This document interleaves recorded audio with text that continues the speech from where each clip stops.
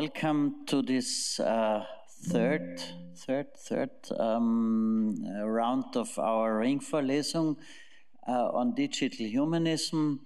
You have been presented with the concept of digital humanism already, and we go now into individual projects and initiatives funded by WWTF and performed by various really interesting research groups here in Vienna. And today it's my pleasure to present Professor Arno Schall to you. Arno is a professor of information systems and the director of the Research Center for New Media Technology at Modul University. Modul is a thriving, strong private university. If you look at Kahlenberg in the 19th district, you see a large building, and there this university is situated, mostly known for tourism or traditionally known for higher education and tourism, but they have great strongholds in computer science and also social sciences. Arno had a professorship at Graz University of Technology and also at the University of Western Australia. The University of Western Australia, and he has been a key researcher in an Austrian competence center where industry and academia meet. It's the Know Center in Graz. But he has also linked older links to this university because you also hold academic degrees from the University of Vienna. So, author of many papers and 2 Springer books, and he's really interested how to get a meaningful information with the help of AI, but also other methods out of the web, out of social networks, and he will present, and this is only one of many of his research fields and research interests, but that's what we will hear today, a new way to see how a good life in Vienna looks like. Thank you, Arno, for being with us. And as Arno is the only speaker today, he's not in a hurry, but if we end up a few minutes earlier, when I was a student decades ago, I was not grumbling if a Vorlesung ended a few minutes earlier. So we will see how the afternoon will take us. Thank you very much. Thank you very much. Good afternoon, everyone. So it's a pleasure to be here and present you a few results of the Digital Wellbeing Index Vienna project, which was a three-year project funded by WWTF. And the focus of my talk will be how to extract regional indicators from the public debate, from stakeholder communication. So what can we learn by monitoring, by analyzing digital media streams. And I would actually like to start my talk with a quote from the Vienna Manifesto on Digital Humanism, which I think fits perfectly here, which is: we call for a digital humanism that describes, analyzes, and most importantly influences the complex interplay of technology and humankind for a better society and life, fully respecting universal human rights. And if you look at the definition, complex interplay of technology and humankind, you probably don't find any more influential innovations we have witnessed in the last 50 or even longer is the World Wide Web, of course, and how that revolutionized the way we communicate, the way we do business. And before going into more detail, I wanted to take a bit of a conceptual look what type of analysis we can actually do with content that we automatically gather from the web, because I think there's often a confusion, you know, web analysis, web monitoring, and then you talk to 5 people and they talk about 10 different things. So I thought, you know, let's take a look back, and most analyses are actually determined by the type of data you feed them. And I defined here 3 parts. The first one is web usage mining. This is where you look at how is a website, is a digital service being used. And that's, you know, engagement metrics that you might know from social networks, and it's also log file analysis. So that means to really do this type of analysis of the usage patterns, clickstream patterns, where people go, that's usually you need the privileged positions, because you need the log files of the server, which are not widely available. But the idea for this web usage mining, if you have access to this data, is to find out what are actually people doing, how are they navigating in information systems, and what can we learn from their behavior. The second one already takes it to a much larger picture. That's web structure mining. So many of you might have probably heard the term social network analysis. You know, 6 degrees of separation, that, you know, a rather famous book, we're all connected just by 6 degrees from anyone else on this planet. If that's always true in every case, it doesn't really matter. But I think what's important here is you can learn a lot by looking at the big picture of a social network, how we're all connected, who talks to whom, who are the opinion leaders, who are, you know, if you remove someone from a communication, like who are those that are really would disrupt a communication network most if you if they would stop communicating or amplifying a message in the network. So this is the type of analysis you can do if you want to analyze, you know, how disinformation spreads, for example, across the net, or, you know, what distinguishes the hype from another story that seems really important but no one talks about it. So that's this high-level analysis of the topology of a network, and you're using actually an application of that every day. Most search engines, and most notably Google first, they actually use this type of analysis. They call it PageRank, which counts the number of incoming links to a page, and that determines nowadays, together with 100 other indicators, or several hundred, how high a page ranks for a specific search query. So all that you can do with analyzing the structure of a network. The next one is web content mining.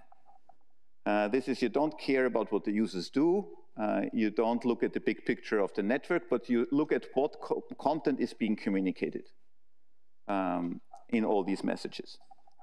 So you extract knowledge from the debate, is also the focus of today's talk, and you call these technologies semantic technologies. And maybe if you have heard the term, I always wondered where this comes from. There's actually a study that's called semiotics, which is the study of signs and symbols. And that study has 3 main pillars, if you like. Syntax. Syntax is, in a way, the easiest. That's the formal rules of language, both human languages and machine languages. Do I form a sentence correctly? So is my grammar correct? So, you know, a spell checker, for example, that checks just the syntax. And that's easy to do, very easy to do for a computer system, because it's all encoded in formal rules, and you just see if that sentence conforms to the formal rules. So that's rather straightforward. It's getting much more complicated when you look at the semantics, and this is also why we call it semantic technologies. That's the meaning of the message. So it's not, did I do a typo, but what did I actually express with this sentence or with this document? And semantic technologies are those technologies that take a document and try to extract the meaning of the document automatically with hundreds of thousands or millions of pages. And I'm going back now to the super bullets above. We can extract different types of knowledge through such an automated system. Either factual knowledge, that would be, the Hofburg is in Vienna, you know, something that's objectively verifiable, a statement, and you can verify it's true or false. And then there is affective knowledge. That sentiment is something positive or negative, or human emotions, or as in our case, perceptions of well-being. So that's more in the affective realm. That's not like a right and wrong, black and white, but it's usually a continuum, and there's a strong interplay between the different dimensions of such an affective model. And what I left out on the semiotics is the pragmatic aspect. So pragmatics means then there is one sentence, it's formatted in a proper syntax, it has a certain meaning, so that's syntax and semantics, but then the way humans interpret that sentence can be vastly different. Think, of political elections. You have one statement, and you have then the spin doctors who tell a completely different story what that statement means. So the way humans interpret a message is highly context dependent. And this is what pragmatics is all about. So that the same meaning can actually be triggering quite different effects or emotions or when you expose this to humans. And one rather popular term that actually looks at this is the so-called filter bubbles. That was already coined in 2011. And maybe to do this a little bit more interactively, can someone tell me what filter bubbles are? Or who has heard the term filter bubbles? I assume most of you, yes, or half of you, according to the hands. What would be your ad hoc definition, or what do you think of when you hear filter bubbles? Yes? Depending on the personal behavior, the kind of content I access and are influenced by. Yes? The sources, the influences. Yeah. So it relates to the content that we're confronted every day. And we as humans have the tendency to, focus on things that reinforce our worldview. We don't like, dissonance. And, if we read something we disagree with, it's not as comfortable if we feel someone is of the... So it's a human phenomenon that's, much older than the web or any digital media. Why they now talk about filter bubbles is because the algorithms underlying a lot of search engines or social media platforms, they can amplify this trend. Because they of course say, well, if we filter it for you, everything becomes more relevant for you. That's good, right? But that means we're only reading what we believe, what the algorithm actually thinks. Which is fine when the algorithm but we're blocking out a lot of other things here. So all the other plurality of opinions. Which is fine as long as, certain operators of very popular platforms suddenly join a political campaign, where this becomes, a problem. If these algorithms that actually block out, they can now not only block out based on what the algorithm thinks is of interest to you, what is your worldview, but then they start blocking out things we think you should believe that. So the blue is suddenly not based on your user profile, on what they know about you, but maybe on their hidden agenda. So this is why this concept of filter bubbles, now that we are faced with a lot of more disinformation, very polarizing political campaigns, is something that's probably getting, although it's coined in 2011, getting more popularity than less. All right, so this was a bit of a general introduction. So now a little bit what we were doing in our project. So we wanted to find out, can we measure well-being automatically? It's usually the domain of social scientists. They do annual surveys. They ask people about certain dimensions of well-being. They gather this. And I also want to emphasize, maybe there are a few social scientists here as well, this is not supposed to replace any social science, because you can ask much more precise questions. You can be representative. You can have a lot of complex construct in your mind when you pose your questions. But it's supposed to complement it, because the complexity of the social science method, and takes time and effort to prepare, means they're also slow. You cannot do them every 3 hours.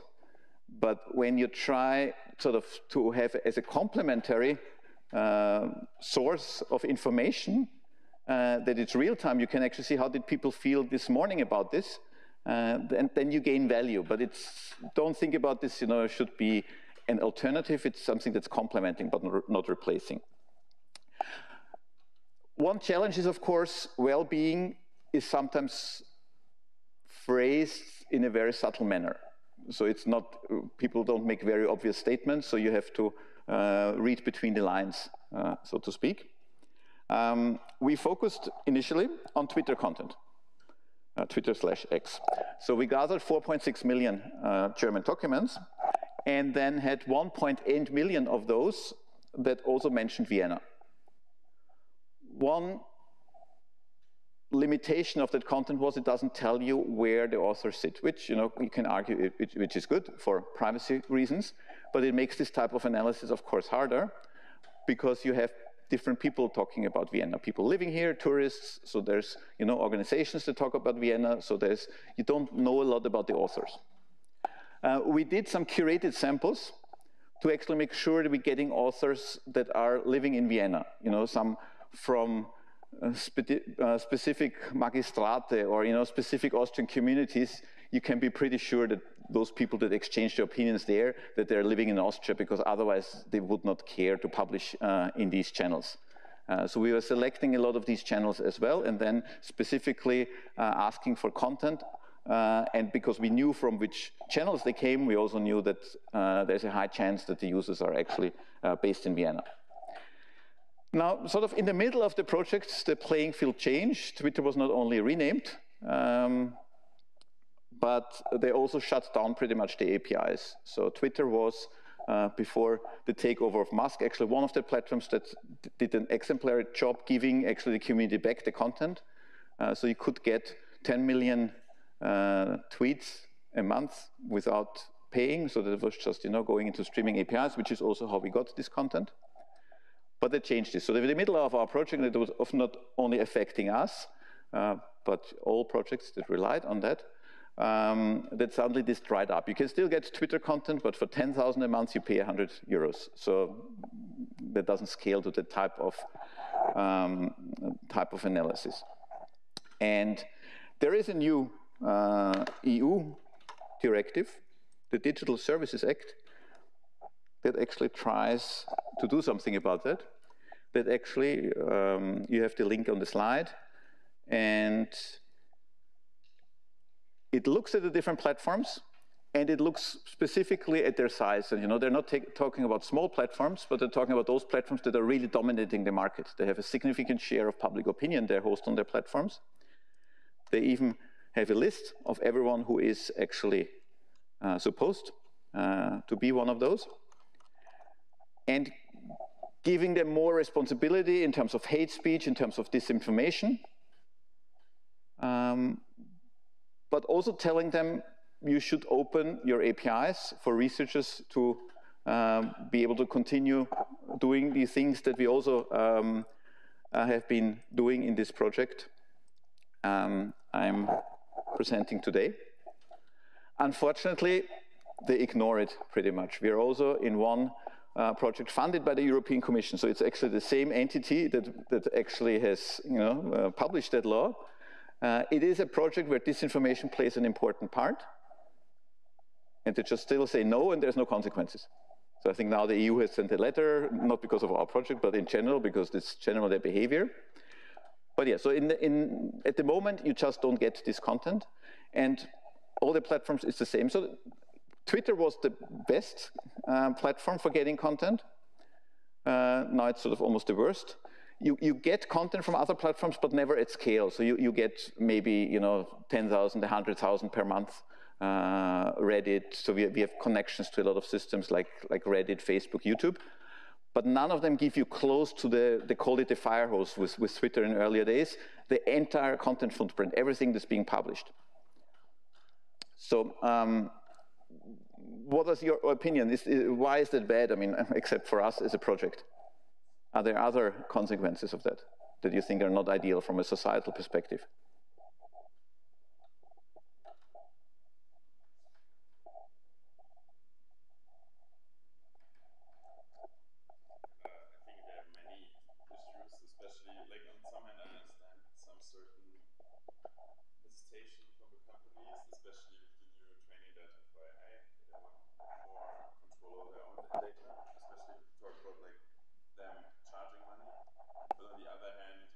Should allow for public source as a knowledge generation to have free access to their content, and it's a big no-no that they ignore the EU Act because, personally, yeah. It's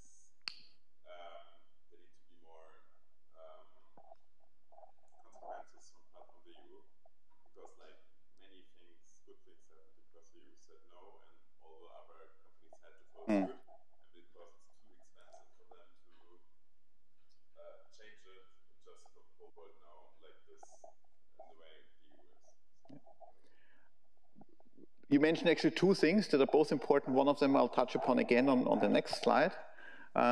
You said, you know, the AI models and people are reluctant to give their content. I think that's a really good point. It's not really because of the APIs, because mostly it's more like newspapers, for example, or owners of websites. They say, you know, I don't want you, my content, to use for, you know, training the next version of GPT, which is fair enough. And they're getting more sensitive. They were already sensitive with normal search engines.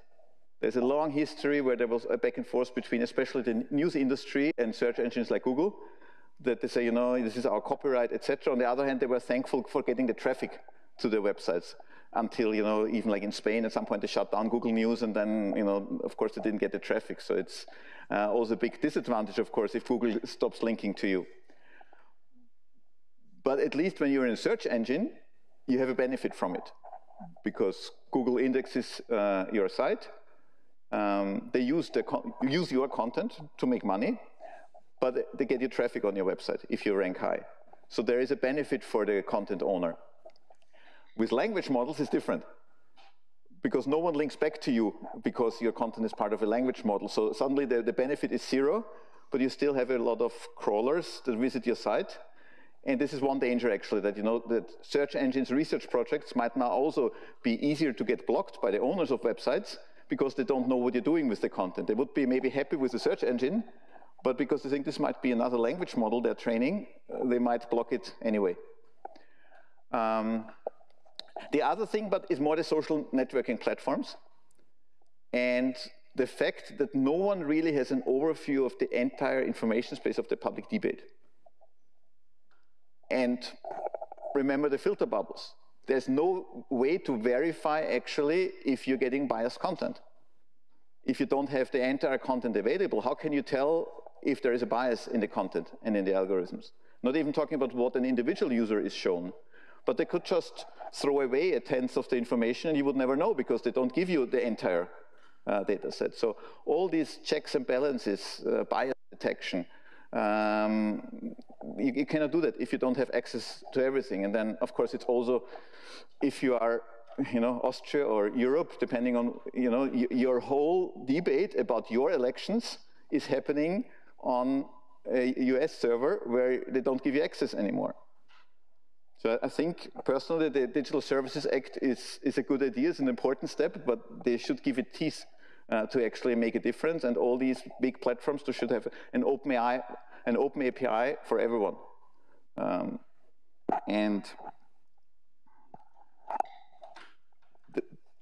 we maybe turn this off? I get, I think, a double. One thing people then always argue when you say, well, you know, they should actually open their API and give away the content, is that then it's the second one here, which at first sight might be conflicting with this ideal. The loss of privacy and the spread of digital surveillance. So when you post somewhere this, you know, they should really open their APIs, you always get then some that argue, well, you know, what about privacy? But you forget there are different types of information in this network. There are public part of the networks and the private ones. So they should protect the private ones better, but they should make the public ones public as they were intended. And I think that's sometimes missing in this debate, that actually you can fulfill both these requirements. You can actually have free information for all. I mean, that was the spirit of the web, the free information flow, without actually compromising privacy. Which actually leads me to the second point, and this was the slide I hinted at earlier,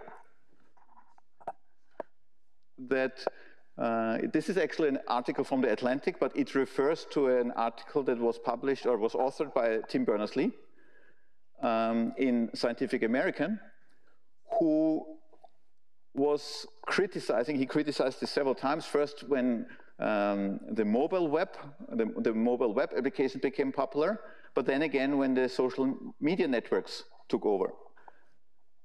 Because they're all what he referred to as walled gardens. And that's exactly the problem, that even without shutting down the APIs, you're creating a system And this also fits to the manifesto, actually, because it talks about the monopolization of networks or content. Because you create a walled garden, people only see the content anymore if they log into your platform, which is really counter the spirit of the World Wide Web. And this is why Berners-Lee always talked against it, because suddenly you need 5 logins, and you cannot have a search engine that maps everything that happens on social networks, which you can do with all websites. So there's a lot of loss in transparencies, and it makes it also much harder to check for hate speech, disinformation. When you have all these walled gardens, you only see the content when you log in, and they don't give the content through an API programmatically as well that you could analyze it as part of a research project. At the same time, and this refers to also your comment, you see in the lower left corner, I left this in on purpose, this is your last free article. So that's another tendency we see, that they're having paywalls. So we have more walled gardens. So this time it's not a login, but you have to pay a subscription, which is completely understandable, because the high quality journalism news is struggling because the revenues are taken up by the big network companies. But it's also a problematic tendency. And why do you think is that? Why are paywalls?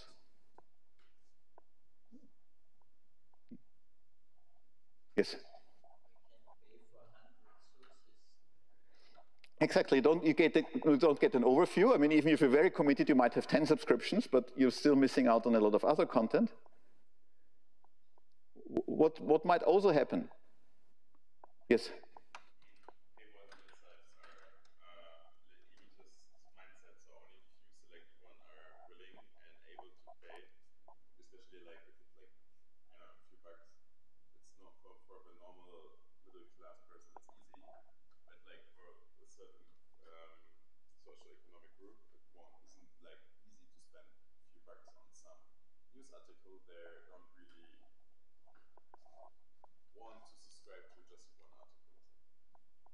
Exactly.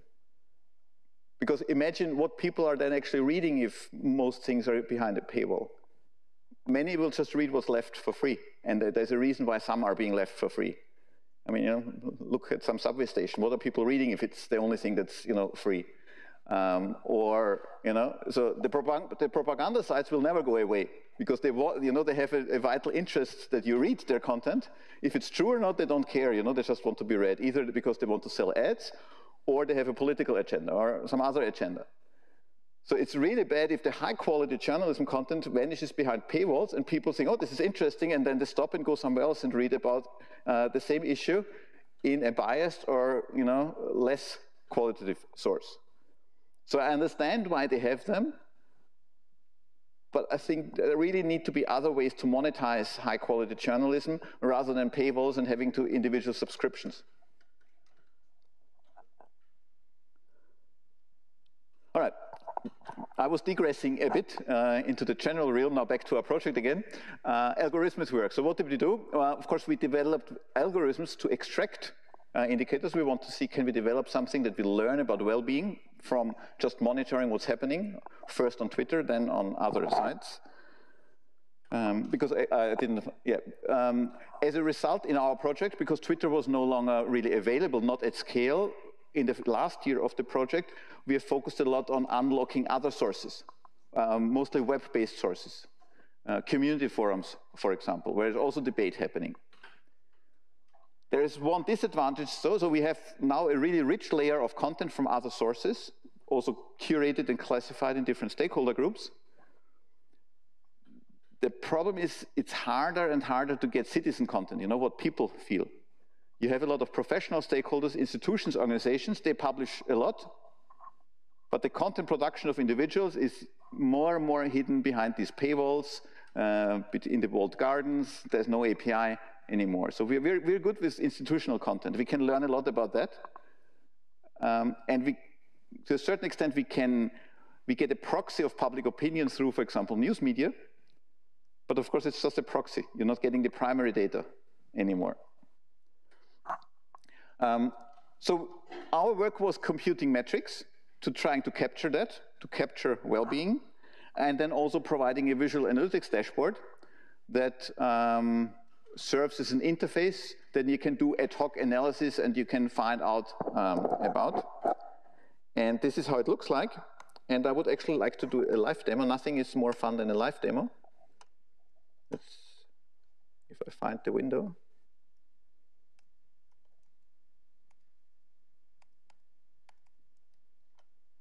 There we go.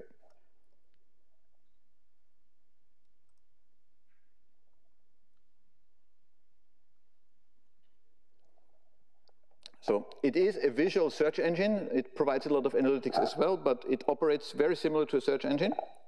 Okay, my picture has vanished. This is not good. Should I reconnect?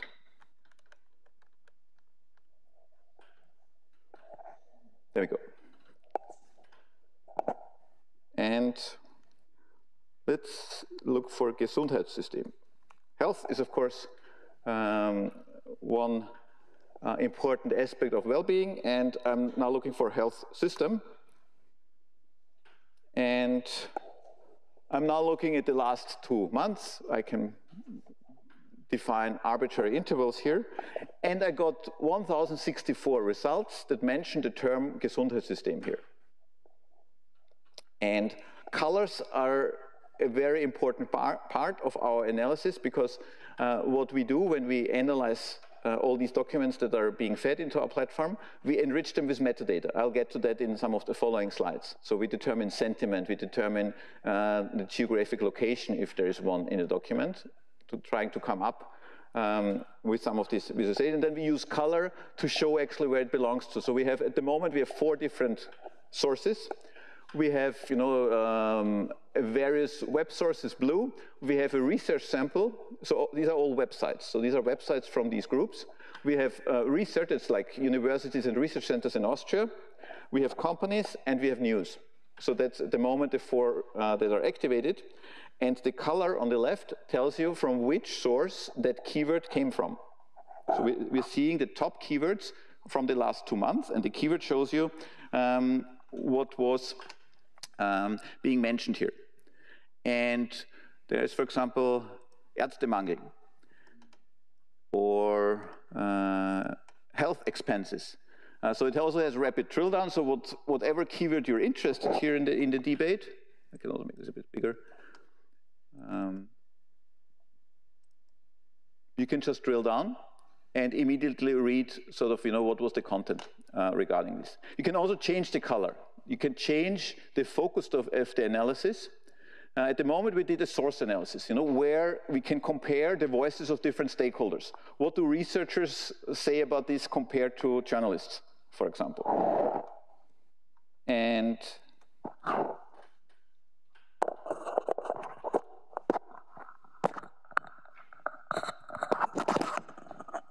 right, I'm trying to avoid this.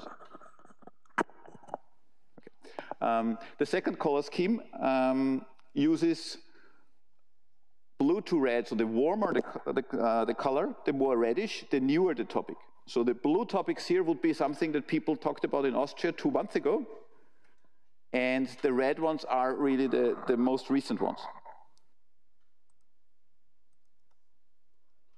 You can also show it by sentiment, positive and negative associations with the health system. And sentiment, as you'll see in one of the following slides, is also an important part of the well-being analysis.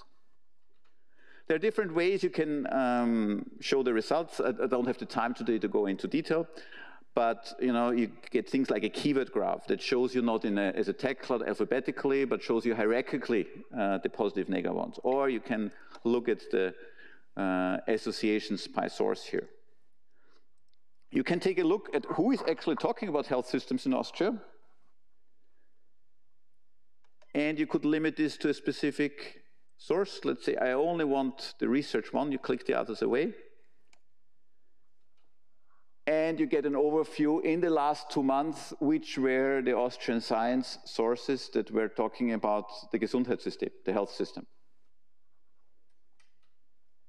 And if you then are looking for, what did the Medical University Graz publish? This was one article. or what type of FFG projects, or what did Life Science Austria publish. Same principle, wherever you click, you do a drill down, and you can get an explanation of why that particular source was here. You can also just activate the other sources again.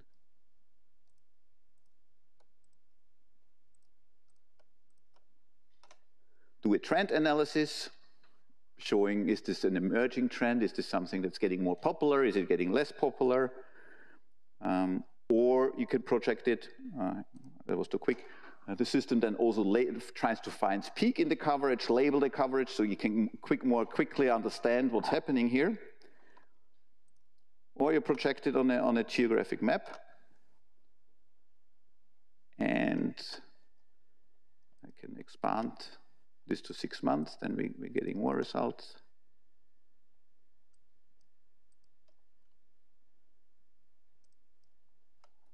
And then also drill down to specific locations. So this is just a little first very quick summarization that you understand what type of analysis you can do. Yes? That's temporal at the moment, so the newest ones first. I will show then in the slides also, this is we call it the light dashboard, which is more for content browsing, and it's much simpler. And there we only rank by date. In our professional version, you can also rank by various other things, like authority of the sources, date, sentiment. There's various ways you can sort it. Are there any other questions? Yes?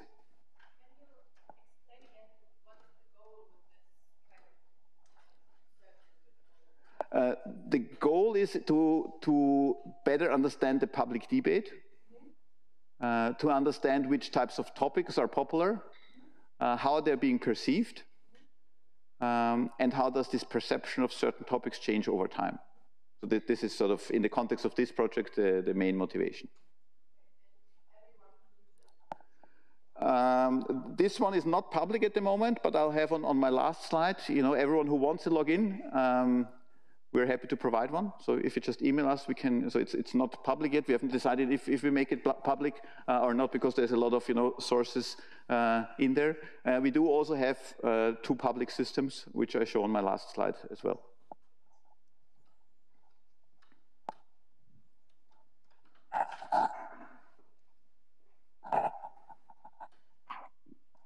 The point you talked about whether some topic was perceived positive or negative, how do you evaluate that?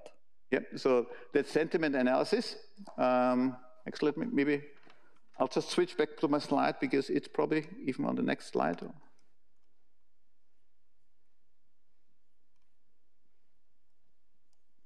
It's one slide after that. I'll answer that question in the next slide.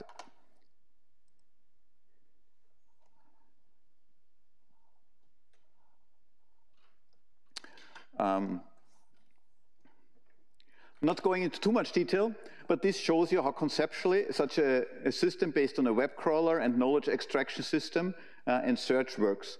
If you start in the upper left corner, you have content from a lot of different sources. You have APIs from social networking platforms, for example, like Twitter X, which dried up in a way in the middle of our project. Or you have your own web crawler, like a search engine.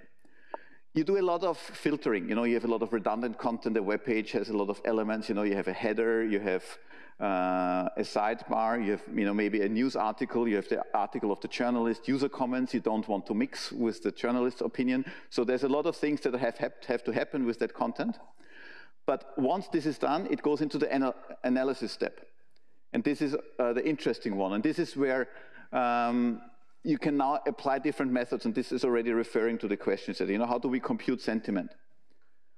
And there are fundamentally 2 different ways to extract this knowledge. One is traditionally, it's called lexical approaches. So with lexical approaches, you are trying, remember the syntax of the semiotics on the first slide?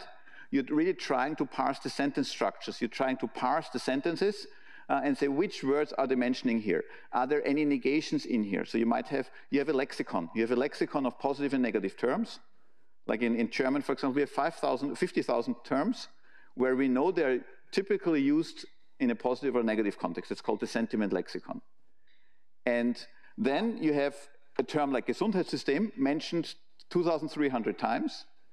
That means you're then averaging all the 2,300 sentences where Gesundheitssystem appears and look how many positive, negative terms appearing. And that's being aggregated and then shown in the dashboard.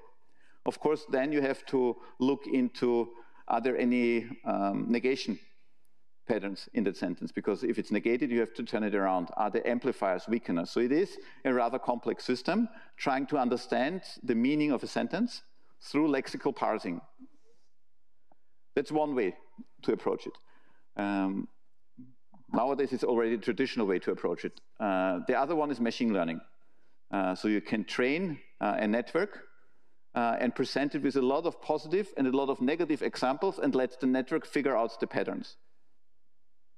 We use actually a combination of both because the machine learning is good because if the content that you then want to evaluate is very similar to the content that you trained on, then the results are usually better than with the lexical methods. But it's already a big if, right? If you train it on newspaper articles and then you want to apply it to tweets, it might not work very well because it's really geared towards newspaper articles. Especially if words are very similar to each other, I think like the machine learning approach is gonna work better than the other one. And especially like people phrase the same thing in 10 different ways. I think you cannot really say one is better than the other. We had just, last 2 months, we did an assessment because we have both. And sometimes they're all around, 80 to 90% precision. And there are actually studies with human evaluators. At 90%, people start to disagree. So you cannot really expect a system to solve all cases where humans start to disagree. Is this now positive or negative? Remember pragmatics. A lot of it remains also in the interpretation of humans. You cannot solve the last 10%. But you're getting pretty close. But then they have pros and cons. The big advantage of the lexical ones, they are more explainable. You see the sentence, you see which were the positive, negative terms. Okay, there's a negation, it turned it around. So you can explain perfectly why this was annotated a negative sentence. With a machine learning approach, you have no idea. It might be slightly better, but then you don't know why that is. So that's actually a current channel, not only for our project, but it's generally one of the challenges of AI research at the moment, to make these systems more explainable, not to arrive at a good conclusion, but tell you afterwards how they arrived at the conclusion. Okay. Yes? If you use a lot in our platform, for the basic classifier, we use a BERT-based architecture. And we do, of course, we tried now, like language model is again a different thing, right? So the classic machine learning ones, you give a lot of examples, whatever it is. We have a sentiment classifier, we have IPTC news codes when you want to classify it by topic. So for that we use BERT-based. And nowadays you use these, they're called foundational models. That's the very large language models like GPT that often you don't train yourself, or you're definitely the big ones you don't train yourself, but you use them to get specific answers. So like autocomplete on steroids. They always predict how it continues, but by doing that, they can actually also tell you if a sentence is positive and negative. But they can also usually not tell you why that is. So that's also something people use a lot now to evaluate or use data you get from the big foundational model to feed into your own models that you train yourself. As sort of, it's not really gold standard data, but sometimes it's the only thing you have for the training process.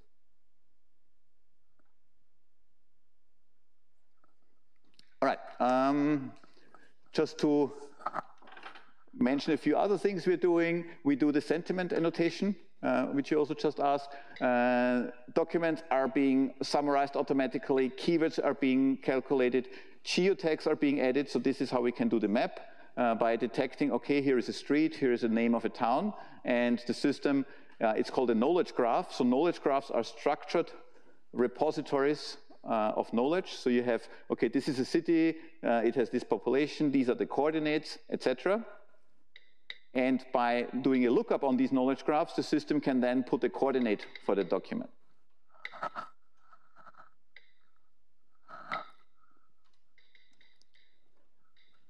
And yeah, so this is some examples for what they call effective models, except the share of voice. So it shows metrics and effective models. What you can show, of course, is share of voice. You can say this topic is more popular than the other. This is rather simple because you're just counting the references. It's getting more interesting when you look at effective models like sentiment. Sentiment is a rather simple effective model. It's just positive and negative. It's nothing more to distinguish. But the same approach, both the lexical method that I mentioned, but also the machine learning method, can also be used to extract more complex human emotions. So on the right, you see the Wheel of Emotions by Robert Plutchik. That's, you know, a very old model, comes from psychology, and it classifies human emotions into main areas like joy, anticipation, anger, and the more you go inside in this circle, the stronger the emotions get. So you have the main dimensions of emotions, and then the same emotion in different degrees of intensity.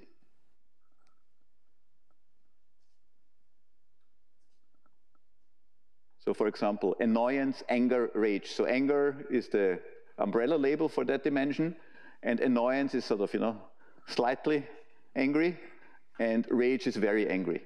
You can read it like this. And then if you want to do an emotion extraction, an algorithm, you're trying to develop algorithms that actually can say if that type of emotion is present in a document or in a sentence.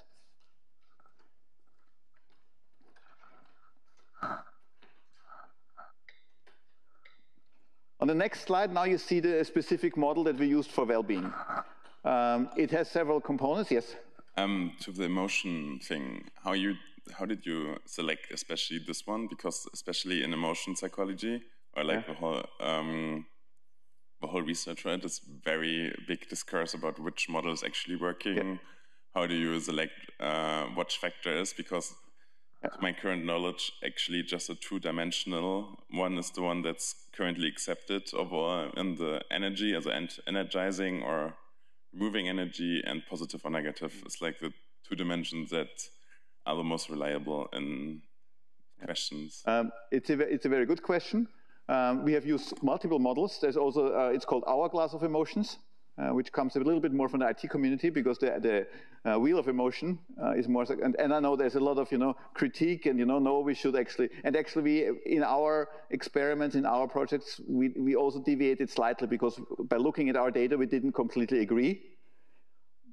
But especially from, you know, our part, because in the entire project, we also have social scientists, but my group is more doing the technology aspect. So it's not like we're now defining, you know, should that really be, or is this really the stronger? So we tried multiple models, and we can also change them. So we have now for both the Plutchik Wheel of Emotion and the Hourglass of Emotion, we have existing classifiers.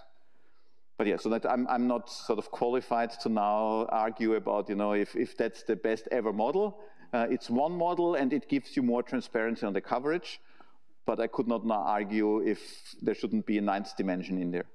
Because actually it was my first thought when you showed the slide before, that we could actually maybe use it to get some more consensus on the emotional intelligence or emotional or social competency discourse, because there's like this whole issue with when is something actually emotional, and how you can rate the emotional content of a picture, of a sentence.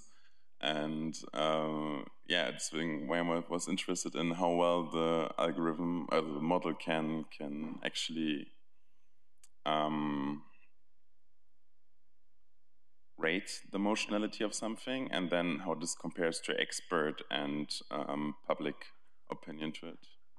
Yeah. We did some of the things that you just described. For example, if you want to measure, either you really want to color code and then you give colors according to these emotions. That's one way to do it. But you could also say, I don't really care, which particular emotion it is, but I want to measure, is this like professional neutral coverage, or is it very emotional coverage? And then you could just track, is any of these emotions present? And then you adapt your score by, if it's one on the inner circle, it pushes the value more up as if it's in the outer circle. So yes, so if by condensing that back into one dimension, you can actually get an emotionality indicator without going into detail which specific emotions that is. What we also have in the system, but I didn't show it, it's in this other dashboard, is we have a polarization score where we take the standard deviation of sentiment. Because if you have neutral sentiment, it can mean several things. It can be, it's a topic no one cares about, right? So it's, okay. But it could also be a political campaign, and you have two parties that are equally strong, and if you just average everything in a chart, you get it also neutral. But by using actually standard deviation as a polarization indicator, you see then immediately if it flares up and say this is not a neutral topic, but it's actually a topic where just two equally strong parties fight across.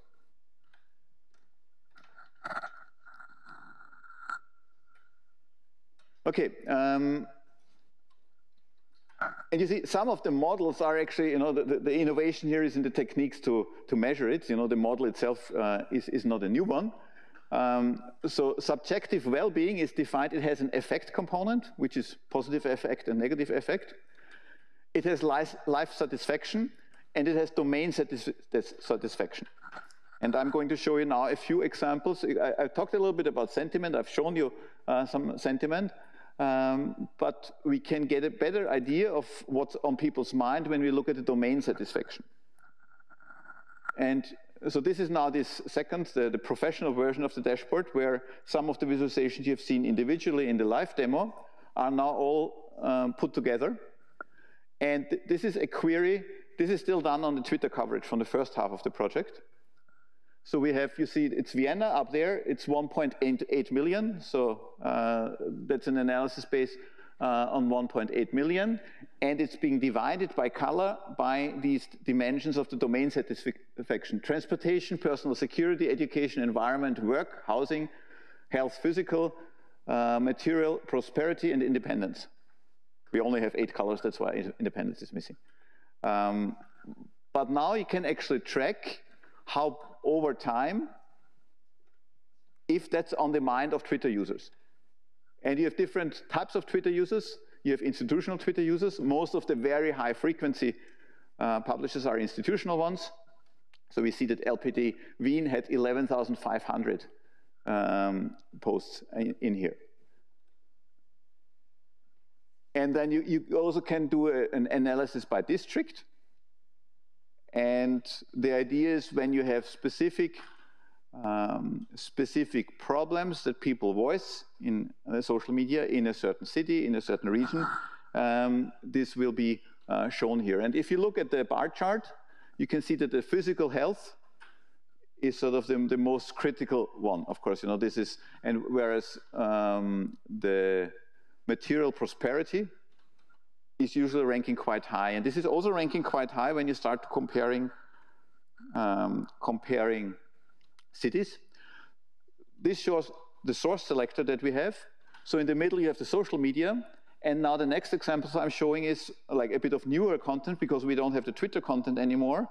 So that's content we get from news, various, so these are the samples you already seen in the live demo. So research sites and NGOs.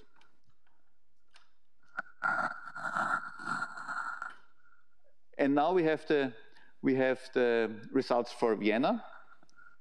So this is now 310,000 mentions of Vienna since the 1st of January this year. But now not in Twitter, but in the other documents we gather from the various websites. And if you look at the lowest one, so the most negative one, the charts show average sentiment regarding these dimensions. So the personal security aspect is quite prominent here as the most negative of the dimensions. And it's triggered a lot, and it was interesting. In the Twitter coverage, it was not so prominent. So it's obviously a topic that's driven more by institutions and especially political campaigns that, that see the fear factor as one way to get people to vote for them. It is, that youth crime, for example. If you look at after July, there was, Vienna police youth crime. There was a lot of coverage on that also discussed personal security. And then in September, you see the floodings in Vienna, which of course also have an effect on personal security.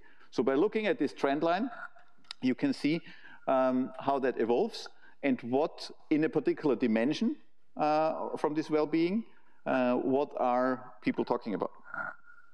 And this would be a comparison, for example, with Salzburg. So if I switch back and forth, there are differences. For example, in Salzburg, transport is more of a more negative assessed. But if we looked at all the 9 state capitals, and it is actually quite stable. So the personal security, the transport, and the physical health are sort of the most critical ones. And education, work, material prosperity is on average more positive in that analysis.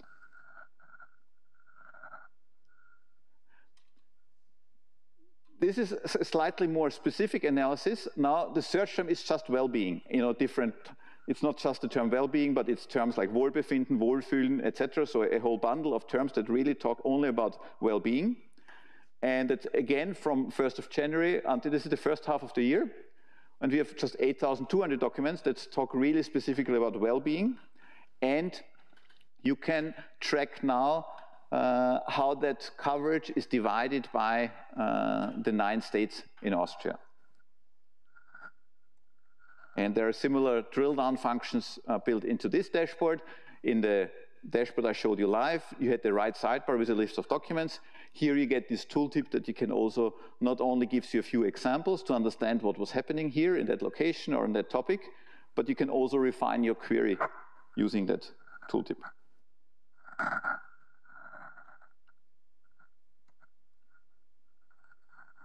All right, I've mentioned it in the beginning. This is my last slide. There was a question?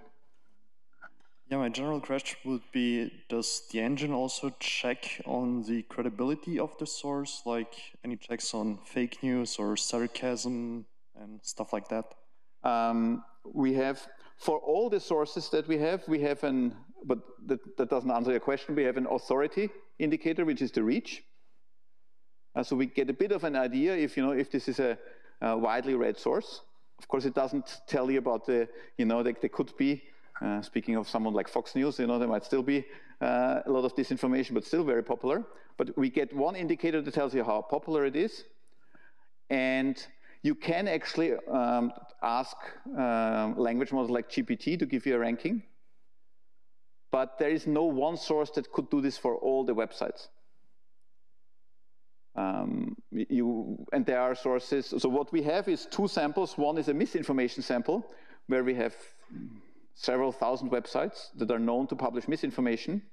And we have a sample on fact-checking websites, which is PolitiFact, Snopes, and then a lot of other media players like AFP. They have specific fact-checking sections. And then we can distinguish the coverage. We can say, well, how is this topic seen from the known misinformation sources compared to the fact-checkers? So that we can do. We are trying to build our own assessment method for that, like a trust value for all the websites, but it's always, per definition, a subjective undertaking, and it's difficult to do this for all the websites. So yes, we have some in our curated samples, but it's not available for each and every website, because that would be a value statement, and then what do you put in that assessor? Any other questions?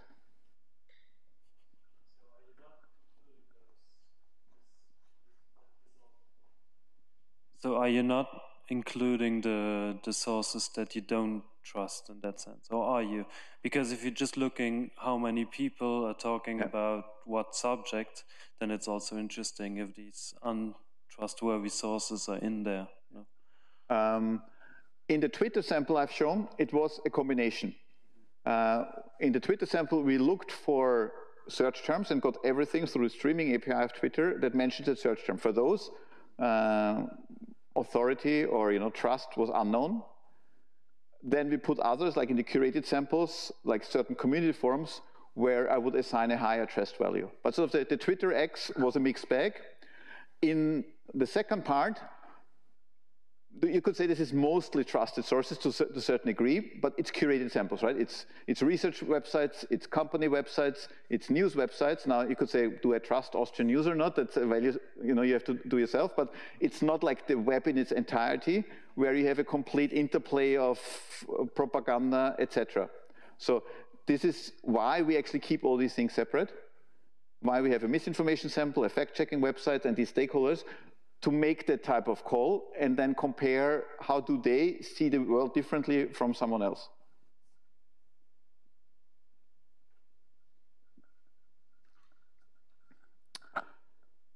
All right, so as I said, just email me if you would like to have a login to the system. We can get you a login, and there's also like 2 10-minute video tutorials how to use the dashboard. There are 2 public systems we operate. So DWBI was specifically an Austrian project because we have done international projects before, but you need different samples, you need a different granularity of the analysis if you go into like regional indicators. But if you would like to see an English language international example, and those are actually publicly available just by going to the URL. One is a project we have developed some time ago for the United Nations Environment Program, which is an SDG intelligence system, which tracks information and classifies it by SDGs, by the 17 SDGs. And more current, but it's our 20-year anniversary. We have actually done our first US election monitor back in 2004. So this is now sort of the current US election. It tracks the coverage around the candidates. So those are open anyway. And maybe as my last point, I want to be a bit of an outlook, what we want to tackle next in our research. And for this reason, I brought back this quote, the definition from the manifesto. And today I focused a lot on the description and the analysis, but the sentence also says, most importantly, influences the complex interplay. So we not only want to analyze and observe and note and make it more transparent, but in any way, how can you actually support certain goals? And one project we were starting in December is on public spaces for citizen deliberation, where we want to take some of these semantic technologies. These technologies then can handle meaning and content automatically and use them for a collaborative system, particularly citizen deliberation, where citizens discuss, upcoming decisions, where you can maybe find best practice solutions from other regions. And it will be cross-lingual. It's also then cross-cultural, and using visual metaphors, some of these visualizations, to bridge sometimes the language gap, because you can, of course, nowadays translate everything through language models, but you still have this cultural aspect that, if you translate it one-to-one, it might still be interpreted. Remember the pragmatic aspect from the first slide. It might still be completely misinterpreted on the other end, because that has a different meaning in that particular culture. We also hope that it will increase personal efficacy. That's also an important term in that context. So personal efficacy means that a lot of people often don't do anything, or it's an impediment to taking collective action, because you think, well, if I do that, what difference does it make? It's just one, and thousands others are behaving. Why should I not now hop on the plane? Because so many people are flying. And this is this feeling, well, am I even being heard? Or if I do something, does it make a difference? If you have a public deliberation platform, the idea is, well, if you see that it's not only you, but it's thousands, and you have a collective impact because suddenly thousands of people change their behavior, that you can overcome this, that every individual has this feeling of, oh, well, it doesn't matter. So this is a little of an outlook. I think I'm probably over time, but it's good because we had more time today. Thank you very much.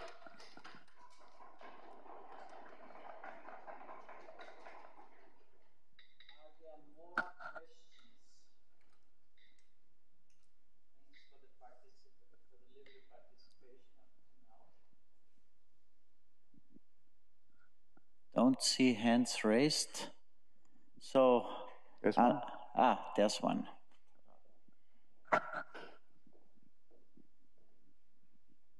As you talked earlier about which sources are going to be shown and which sources are like list and non-credential, or is it called credential? Not valid sources, or prone to propaganda, or whatever. Yeah. So are you referring to what I said are misinformation sources? Yeah, exactly. There are large projects that are particularly dedicated to finding disinformation websites. So it's not something, we don't do the value statement, and that's also a reason why we don't put these sources into our public systems, because it's, you're finger pointing, like you are, a disinformation source, and because we are not doing the work ourselves, we don't analyze that source. We provide this as part of our projects, but this is usually done, we take like there's like a list of 20,000 URLs that, an NGO said these are disinformation sources. And we don't make a call ourselves to say these are disinformation sources, but we say, if you would like to analyze these 20,000 websites that were identified by that group as disinformation sources, here you are. So we are not saying ourselves this is disinformation or not, but we are taking the knowledge that others have created and then making just the content that this group of websites publishes more transparent and searchable.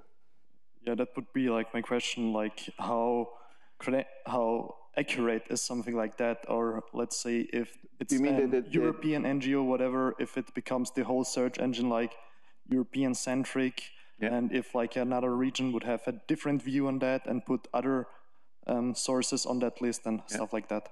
Yeah, of course, it's highly subjective, and if that would be widely used, and not just for our research, but if you would have the dominant search engine suddenly starting that, then you have censorship, and you don't want it as well. So we are really trying to refrain from this value judgment, and this was a specific project on misinformation we did, and we said give us the sources, and the fact checking is sort of quite easy because. You have, in all the news media like AFP and others, they have their fact checking. You have specific fact checkers, but we don't want to make this valid judgment. So we work together with partners who say, well, we would like to have this and this source analyzed, but I'm completely aware, there is a value judgment going into what is a disinformation site and not. And if you ask someone else, maybe who actually wants to promote some of the things the disinformation says, one thing you can actually do about that, and this is we actually have a research grant submission pending in that, but it's not currently built into the system, is to really check claims. Because at the moment, our distinction of misinformation and fact-checking sources is third-party assessment from manual assessors, and we then just take the URLs they have. What we can do is, if we have trusted sources of knowledge, let's say peer-reviewed scientific journals or government, it's like, what do you trust? It's always a value judgment. Do you trust peer-reviewed journals? They're not always 100% correct, but they're way more correct than most other sources. Or do you trust what Statistik Austria publishes or not? But it's also a value judgment. Do you think they're unbiased? But if you assume that these sources are unbiased and correct and high quality, then you can develop, based on these semantic technologies, a claim checker. Someone says something on a news media website, and then you can automatically find evidence that supports that statement or evidence that's opposing that statement. And by doing that, you can facilitate this fact-checking process a lot. Still, in this automated system, we would not want to make the call. We wouldn't want the system to say then, these 23 are all false.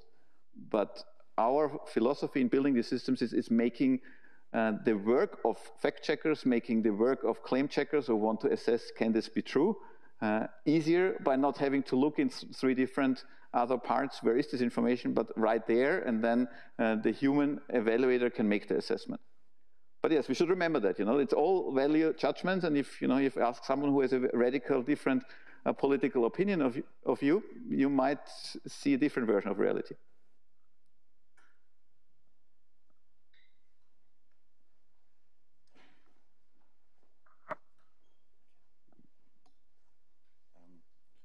I'm a bit more interested about the subjective well-being part. How you how you researched it. Overall, just a bit more information on it. What were your results? What was the potential progress in it? Well, sort of, I can only speak from our group's part in it, developing the metrics for those that I've shown.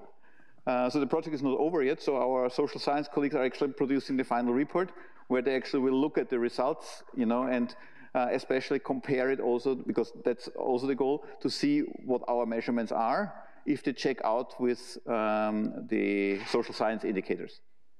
But it's still ongoing. But the preliminary results I've seen look, of course it's not 100%, but it's definitely shows a good correlation, and it's usable for what we wanted to use. It's not like now replacing their annual reports, but if you want to have a quick look and see, well, or you have, an intervention, or, something like the floodings that happened in September, and you need to measure this on a rather short period of time, I think it's a valuable instrument. Yeah, it definitely sounds interesting, because I also did a research project on, it's like on a small seminar, on different factors of well-being, where this is really, as it gets very theoretical, but there are few different factors that are each valued for each other. And this is definitely the classic approach, but having a very dynamic feeling model seems like... But if you have a specific social science question, you can also, you saw my email, I can forward it to our well-being experts in the team. Okay, yeah. Thanks.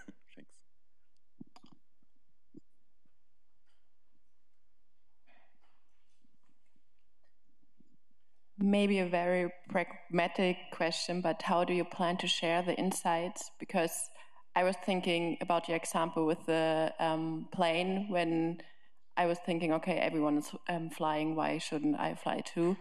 But this is now very, I think for many people, hard to get with this kind of, I say, search engine. So how are you planning to write scientific papers about it, or give it to NGOs, or because I'm from communication science, so I was just wondering how you're planning to give it to the public, so most of them can understand it, and not just like people from the university. Yeah, very good question. So, we have several papers in the works together with the final report. So yes, it will be, our findings will be published, of course. We do actually want to make the system either publicly available to a wider group. We might want to remove some of the sources. For example, I would take out the Twitter source then, because also the usage guidelines of Twitter, they change all the time. They don't stick to their own guidelines. But it also, you can, if you republish things in bulk, it's thin ice. So we'd rather keep those and only stick to the websites. But the website, only because that's only content that the owners of the website, there's like a little robots.txt file on every website where the owner of a website can say what parts of the website you can ingest. So in our web-based samples, it's only this content. And yeah, we definitely, the project ends this year, but we don't want to turn the plug. So we definitely look for ways to continue this and also keep running the platform. So if you're in an organization that might have use for the information we're gathering, you don't have to worry that it will be shut down very soon.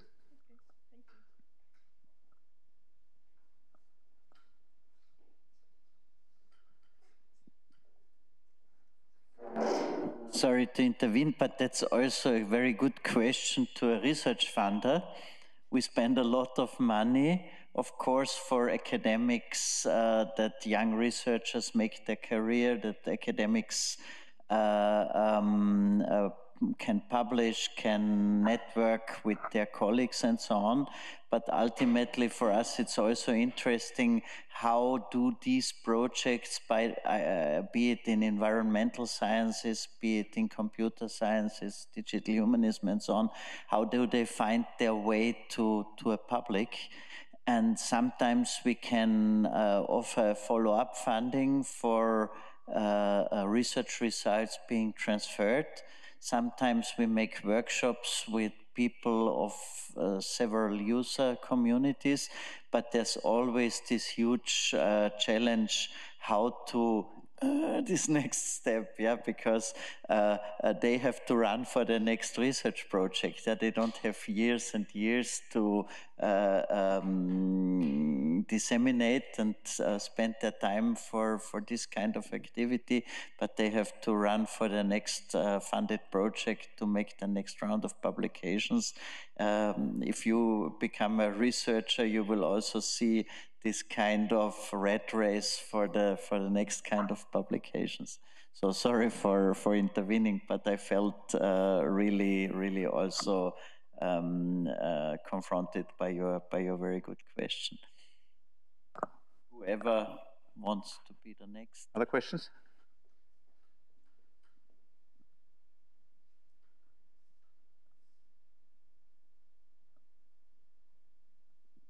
Ta-da.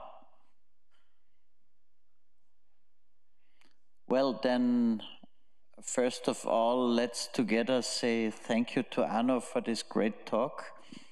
Thank you.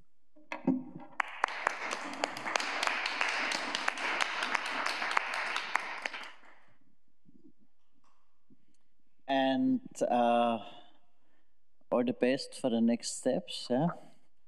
Thanks for being such a reliable partner in our funding program. We meet next week again. Either Thorsten or Sophie will moderate it with Martin Kamper from the Technical University of Vienna and Vera Gallistel, who will present another project on algorithms and automatization and machine learning in the health sector. And the famous Nikolaus Forger from the law faculty is the second speaker. So looking forward to meet all of you next week. Thank you very much. Have a good evening. Bye. Thank you.